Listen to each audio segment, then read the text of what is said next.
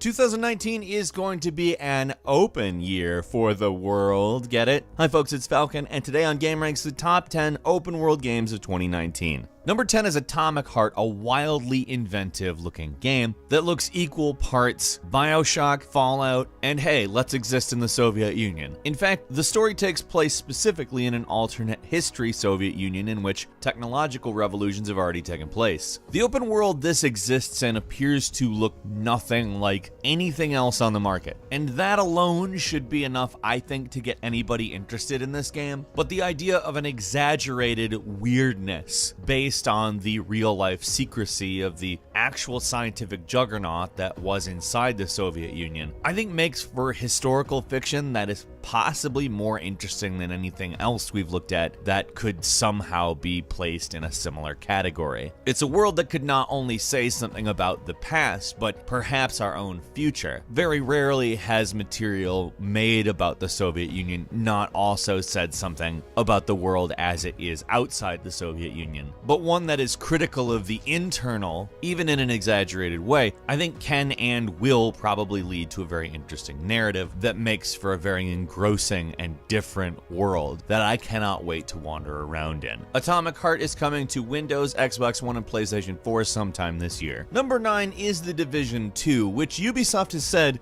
quote, "We've made the open world in Division 2 so alive." Now, I'm going to go ahead and say that's definitely marketing, but it's also a claim that when the game comes out, we can say is either true or false, and that's important. Ubisoft went on to say both enemy factions and the civilians will be out targeting different tactical locations, resources, acting on needs and goals. They really want to focus on making the open world feel kind of like a war zone rather than a place where you do objectives. Of course, that means a more unpredictable aspect to the way things work. And they said, running around the city is really interesting because you don't know what's going to happen around the next corner, and your actions helping the civilians in the world you'll see translate into them becoming more capable, but also their homes will become little fortresses. And I think that stuff sounds pretty cool. Honestly, if your actions actually have an effect on the world in this way, and the world just constantly seems to be happening around you like, you know, the world is, I think The Division 2 could really build on the original into something that we all actually care about a lot more.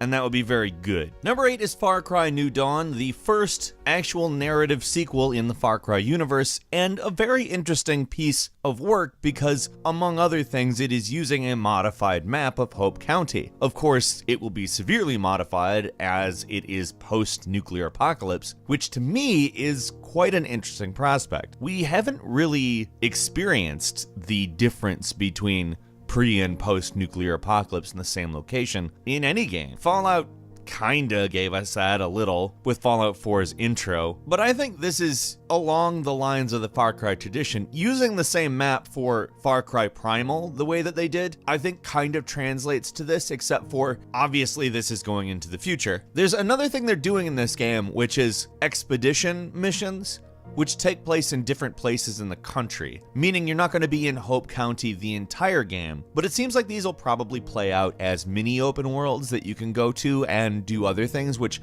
I think sounds incredibly good. I am really enjoying that idea. Number 7 is Rage 2, which is very interesting on account the developers have said it's going to be a lot more open world than the original Rage, which is an open world game. It is, however, developed not like an open world game. It's a very linear game that doesn't really take advantage of the open world in the way that it could. I mean, in a lot of ways it is a quality game, but just never went far enough in any direction, I think. Which is funny because the open world in the game is primarily about traveling around. Avalanche is developing this sequel, so I think we all know exactly how that turns out. They're a very good developer when it comes to open world. They are phenomenal at building sandboxes and setting you free in them with lots of tools to cause havoc, and it looks very much like Rage 2 is going to be a lot like that. Number 6 is Days Gone, which actually looks to separate itself pretty significantly. It doesn't want to dizzy you with an absolute ton of side quests and activities, instead giving you gameplay loops and things that you can just engage in, but keeping the actual narrative basically on a single path. They've also given you a motorcycle, which they've promised is a big part of the game. And by that I mean you're going to have to take care of it. You're going to have to park it, hide it,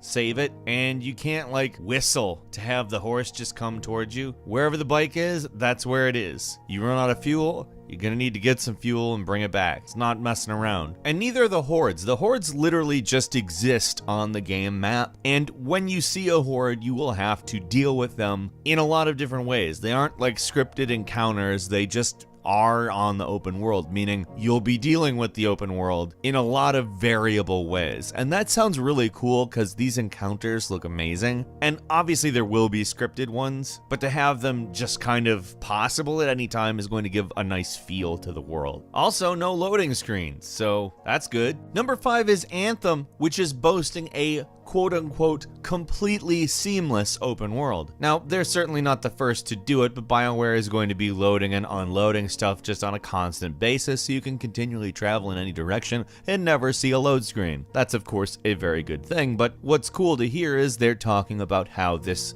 open world will gradually expand over time. Also, you'll see things like these storms they've talked about called Shaper Storms, which are supposedly world altering. So I have a feeling some of the stuff we've seen in, say, the Fortnite seasons that just utterly changes the world itself is something we might also be seeing in Anthem, albeit with a completely different style of gameplay. I think that's very cool. I have pretty high hopes for this, actually. I acknowledge it may be Electronic Arts, but I mean, if it's not, that would be great. Number 4 is Crackdown 3, which is actually coming out, which is astounding. However, the thing that we have to talk about is the open world. One of the big things this game has been touted for is the cloud destruction elements, which exist only in the multiplayer world. The single player world is about saving the city, and they thought, it might not be great to have the entire thing fully destructible. But keeping that in mind, when you're playing in multiplayer, it's a big world that you can destroy all of. And that's it. That's the full reason to buy the game. I'm sure the single player campaign is going to be great. I'm going to play it. I'll go through the whole thing. There's no reason not to. It seems like it's going to be a good campaign, but I want to level a city too. I think both approaches are probably relevant to their specific mode, and I'm very interested in both, but I'm really interested in destroying a city. Number 3 is Dying Light 2, which the open world is meant to really be part of the gameplay in a way that I think a lot of open worlds look at it as a location. We talked kind of about what a sort of unfolding world might be like when we were talking about Division 2, but Dying Light 2 has really set out a specific vision for what that might look like. The idea is to have an adaptive narrative where all of the things that you do completely change what factions, people, groups, locations, how everything is in the game. You could blow something up and it would just change how a society works, for instance. The idea is to make an open world with consequences, which is, in my opinion, a very interesting idea. Again, if they can deliver on it. Like I said with the Division 2, if they can deliver on it is a big deal. Simply saying the world is very interactive doesn't mean it is, and this is all obviously marketing for these games, but I mean, if you look at what we've seen of Dying Light 2, it is very cool looking.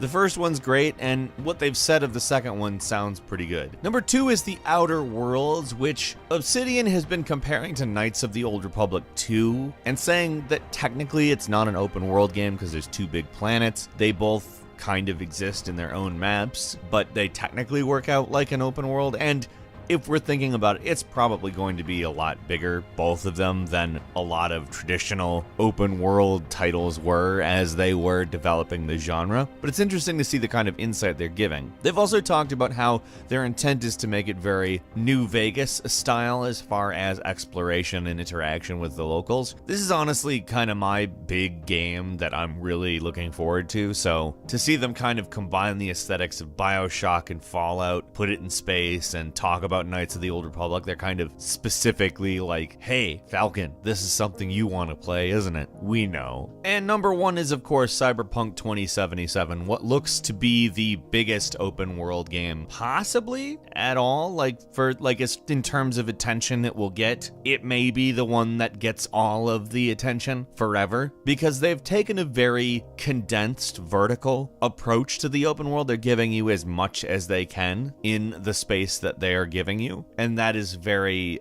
encouraging in my opinion. Really, I don't care how big like physically an open world is. I care how good it is. And if that's the approach they're taking, there's a much better chance of it being good, to be frank. Got a couple of bonus games for you as well. Generation Zero coming to us from Avalanche Studios, ensuring it will be at least something interesting, is a game that takes place in 1980 Sweden, already ensuring that it is an open world filled with stuff that frankly just seems completely different. The 1980s was quite a decade, and Sweden is quite a different place, to be frank. But it's populated by machines and has been abandoned by the population. So, as you might be able to expect, we're talking about a game in which the object is a guerrilla war against machines. It sounds great as it's open world and 4-player co-op and very unique looking. Sekiro Shadows Die Twice, which is not technically an open world game, but it will feature a massive world that's interconnected, according to From Software, in the same way Dark Souls 1 is, so kind of like a Metroidvania, so kind of a path world, so to speak. They're also designing their maps very vertically oriented so that you can take advantage of that grappling hook. Skull and Bones, which is an open sea game, I guess. It's based on the naval segments in the Assassin's Creed games. How can you really go wrong with that? Those segments are wonderful.